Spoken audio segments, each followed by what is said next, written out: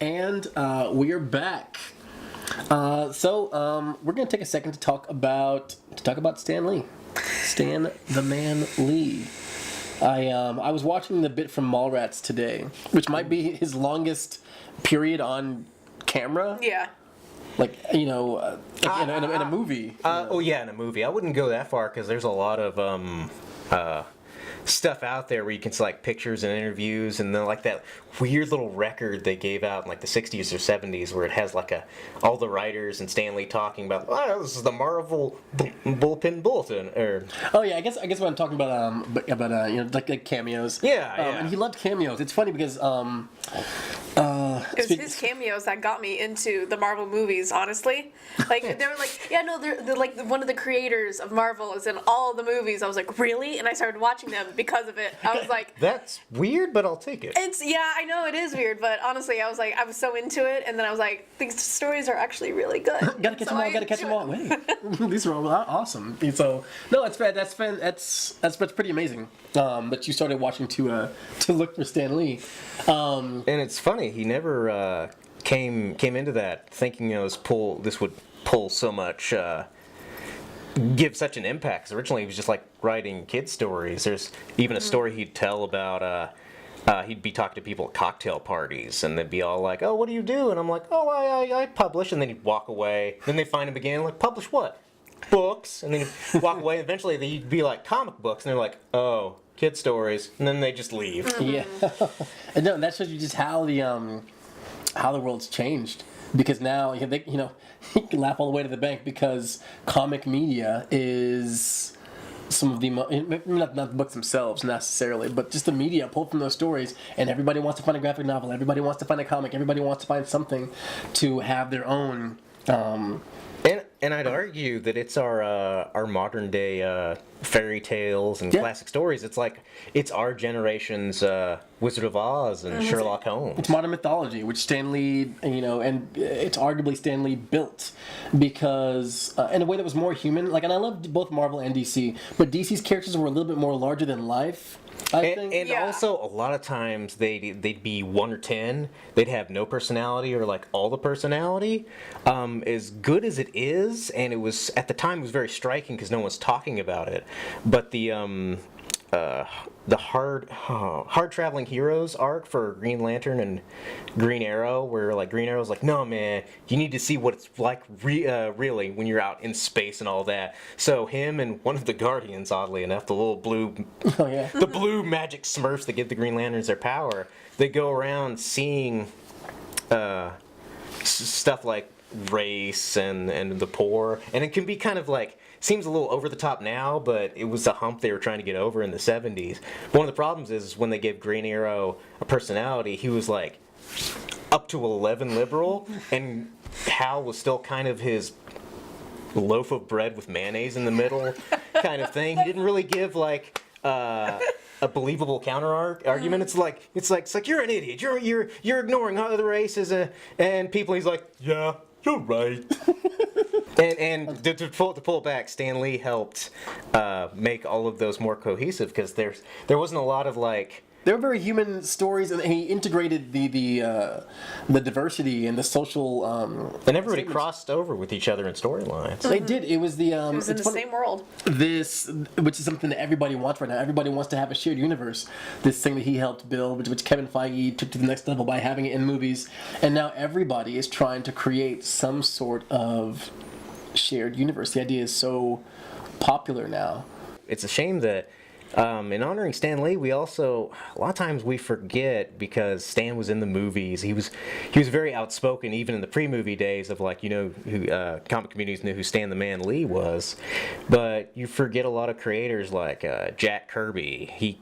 Who even though Stan Lee got writing credit, it was kind of like an in-between kind of thing where Stan would write down an outline and then Jack would kind of like write or draw the story around it of what they're doing, and then Stan would go back in and do the dialogue because they were just writing so many freaking books. I think that's why he went for alliteration all the time to remember the names. He called Bruce Banner Bob for like 5 issues. No, we often, we create these gods as far as, even when it comes to George Lucas and, who directed 2 and 3. Empire. And there's that. There's Erwin Kirshner, and I can never remember the Return of the Jedi guy's name. I know there's a lot of Star Wars fans that are like, Well, it's the same thing. We were talking about Deadpool and how Rob Liefeld is, he's showing up everywhere, and he's hailed as this creator of Deadpool. But there was there was writer Fabian Nicieza who, fleshed out his personality. We probably wouldn't got the crazy, awesome, humorous, devil-may-care guy if he to Rob's drawings if he wasn't there to do it. Another lesson we learned: type in Army Hammer into Google. Just what's the first thing that comes up? Oh, what are you doing? Lone Ranger? Ba-da-da-da. Army Hammer had some choice words about everybody sharing photos of themselves. I remember this. with Stan Lee. And so annoying. I love Army Hammer as an actor, and from what I've seen, he's actually a pretty great, decent guy, human being in real life. It's an article about how Jeffrey Dean Morgan's like, I now am enemies with Army Hammer.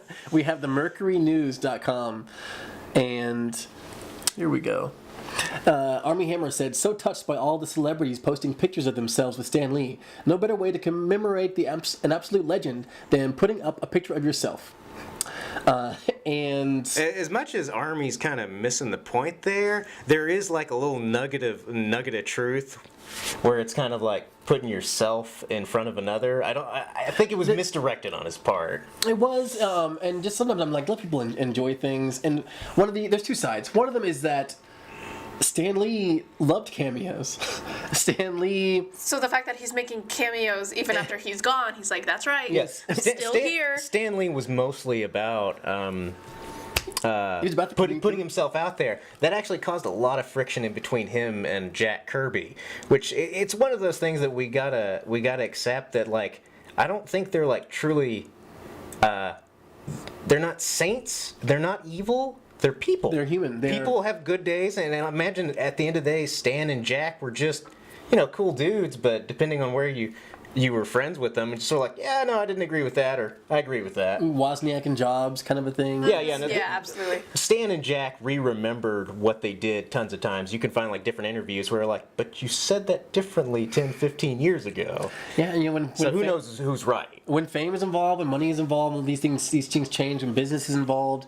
The biggest thing I want to say about Army Hammers is that Stan into his 90s, was going way out of his way often to be with fans, to be part of people's lives. He touched so many people all over the world. Of course, they're going, especially after you're paying however much it costs to get a photo with Stan Lee. You prize that. You hold that was already your profile picture for a couple of years ago. You just found out that he died, one of your heroes, someone who's impacted the entire world. I mean, of course you would post your photo with him. It's like, I touched a piece of heaven, it was. I think Army missed that. That's so sad. That's part of the point. I mean, granted, I've seen several pictures where hey, remembering Stan Lee, and it's somebody a Spider-Man shirt, but it's mostly cleavage, just kind of taking up the guy who played the Incredible Hulk, like the original Incredible Hulk, like he was Luke Ferrigno, yeah. Oh yeah, I posted a picture of Stan as well. So like him, at an interview, I think. No, it's beautiful. I think Mark Hamill did something. It's Army Hammer. Yeah, Mark's a big comic book nerd. Mm-hmm. Oh. It's okay. It's okay sometimes to think something and then not type it. Army. It's just not when the entire world is in unison is mourning. We are mourning. This is not the time to get sassy. You know how to. It's been deleted. It's been deleted, but of course it has. But should be. The world should have been said. We got receipts. We got screenshots. That's a quote I love from John Oliver's stand-up. It's on the internet. It's there forever. Forever. Ever. So we will remember Army, just like we remembered the Lone Ranger. We'll be back after this.